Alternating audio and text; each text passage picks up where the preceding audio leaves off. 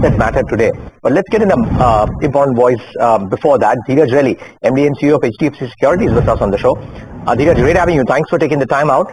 Do you expect this to be a game-changing budget, or status quo with a slow trajectory is welcome in the current scenario?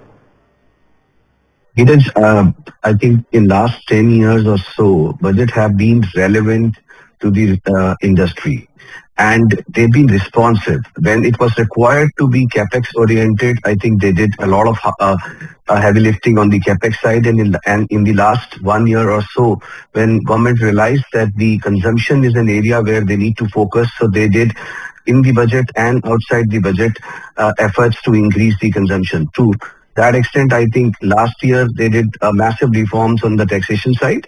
I believe this year it will be more an incremental and non-event budget, so we can't expect much fireworks from the budget. But having said that, nuances will show you that they are absolutely bang on in terms of their understanding of economy and industry requirement, and that's what we will be looking forward to read in the fine print. All right, got that, Dhiraj. Alex here, by the way. Good morning to you. So from that perspective, obviously you cannot necessarily say buy this or buy that from the budget's perspective. But assuming that what you're saying does pan out, how should investors plan their portfolio selection? I think investors should continue to do sector rotation and should continue to focus on the sectors where they see better earnings probabilities. To that extent, I think the consumer discretionary, consumer space are the spaces for investors to look into more, rather than focusing on the more capex related or an industrial side.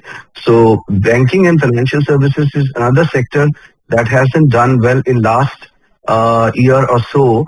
I think that's another sector that will do well, more so in the private sector and public sector bank both. I believe that FY27 will be a game-changing year for the BFSI space. And I am including here capital markets also.